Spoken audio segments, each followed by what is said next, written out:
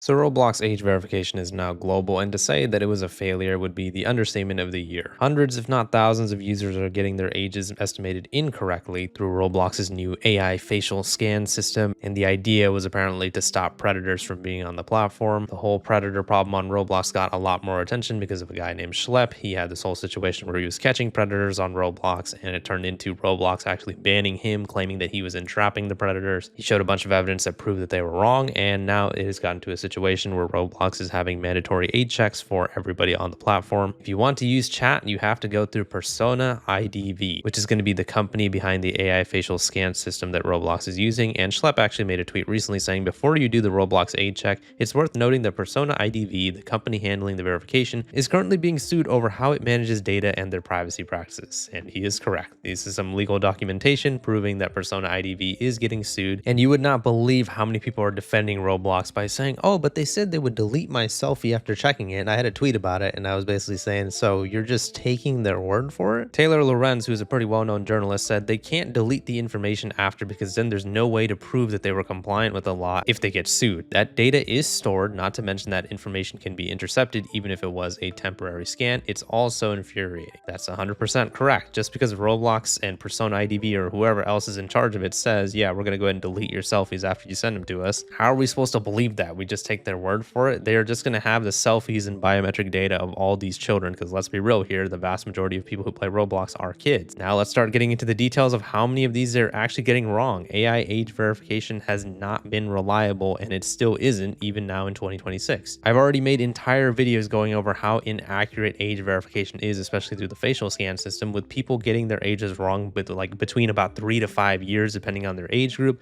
Most of them are incorrectly estimated in terms of their exact age, and somewhere in the realm of 30 to 60% of teens are incorrectly estimated by being either plus or minus 1 year of their actual age. So it's not even accurate at all. I know some kids on Roblox have been literally painting mustaches on themselves and then getting rated as a higher age. We're not at the space right now, and we probably never will be, where AI will actually be able to accurately identify the exact age of somebody, or even plus or minus 1 year. So it gets to a situation where if you're trying to protect the kids by using AI facial scans, it is going to fail every single time. And a lot of people are even making statements on Twitter. Obviously, it's a little bit hard to identify if they're telling the truth or not, but people are saying stuff like Roblox age face scan verification said my 10-year-old little brother was 16 to 17. If someone is marked as 16 to 17 according to Roblox's age verification, then they could chat with people that are from 13 years old to 20. So he could literally be a 10-year-old kid chatting with a 20-year-old, and that is going to be pretty much the exact opposite of what Roblox claims they want to happen to protect the kids, to keep them safe from predators and whatever. Also, and again, these conversations could be fabricated for the sake of the video, but there are also conversations happening after the age verification where certain people are getting grouped into certain age groups that they don't belong in,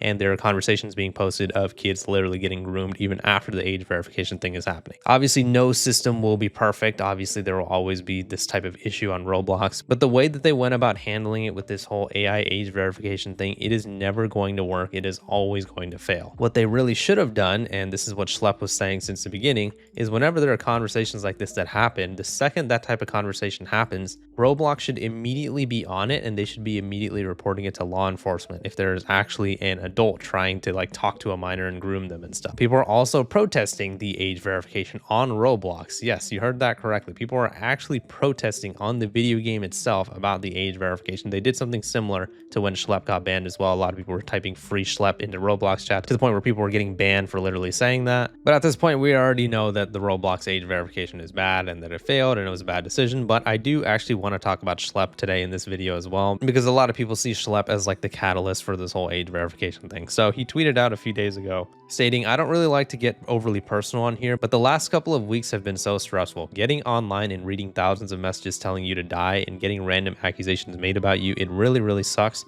I don't support this update. I had nothing to do with it. Please stop with this hate crusade. So what a lot of people are trying to say is that because Schlep made his videos going in on Roblox for banning him for trying to stop catching predators, a lot of people think that that is why the Roblox age verification system happened. And so a lot of the kids are upset that, you know, sometimes the AI is actually accurately scanning them as like a 12-year-old that they are, and it's not allowing them to chat with some of their like older friends, or they just don't have the amount of variety to be able to play certain games and to chat with all the people they used to be able to. So they get angry and they blame Schlep. So that is what Schlep was talking about in the tweet. Now, Schlep was talking about this and he was showing some examples of people who were like sending him death threats and insulting him and stuff. And I basically felt like I had to tweet at him and I was like, listen, dude, like, you telling people to not send you hate on the internet is actually going to make it worse. And that's true. Anytime you get hate on the internet and you tell people, hey, stop sending me hate, that is going to make people do the exact opposite, because now you are showing everybody that you are affected by these types of messages. And I'm not saying you have to be freaking Iron Man over here and you have to pretend like nothing gets to you. But if your goal is to make it so you get less hate, you need to not address the hate at all, because now you have given these people the attention that they wanted, right? A lot of these people are actually messaging you because they hope that you talk about them. They hope that they get to you. And now you have given them that attention by posting them on your Twitter with over 200,000 followers. Now they're going to get that attention that they so desperately crave. So in reality, as difficult as it is, again, I'm not saying it's an easy thing to do, but you have to ignore the haters and you have to focus on your supporters. Schlep has gotten so much support. I have not seen the internet community rally behind someone like this in a long time. This dude got 200,000 followers in the matter of like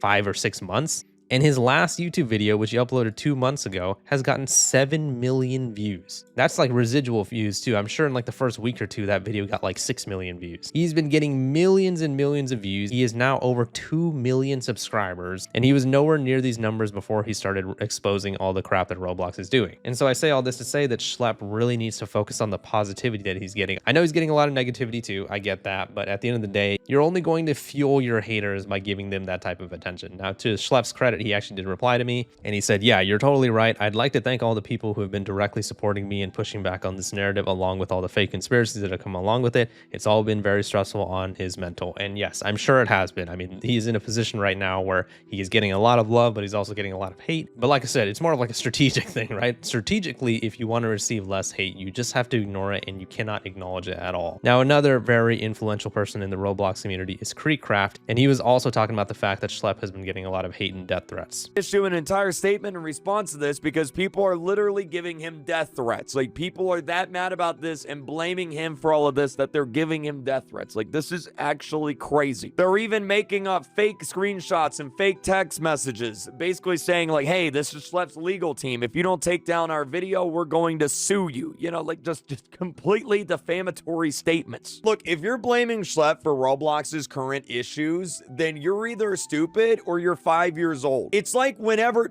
hold on, I'll show you. Do you remember when Grow a Garden used to update and they would crash Roblox every update because there was so many people playing the game? And then all the kids were like, this is Grow a Garden's fault. Why did they update? It's their fault that Roblox crashed. No, it's not their fault. It's Roblox's fault for having crappy servers. Why aren't we blaming Grow a Garden for doing their job? We should blame Roblox for failing at their job. It's the same situation here. Why are we blaming Schlep because Roblox had bad moderation and they got called out on it? I agree. Anybody blaming Schlep for this whole situation is either dumb or they're just a child, probably both. And so it comes down to a situation where people don't really care about like the whole movement that Schlep is doing. And when I say people, I mean the kids. They don't care about the whole movement that Schlep is trying to do to make Roblox safer and try to get the predators off the platform. They just want to play Roblox. They just want to chat with their buddies. They just want to do all that type of stuff. So when somebody they believe was the reason that this whole chat age verification thing happened, they're all going to get mad at him and blame him. But again, they're kids. Hopefully when they actually grow up and become adults, they'll understand. But to all of us adults right now, we got to obviously have Schlep's back, and this whole situation I'm sure is very stressful for him. But like I said to him, and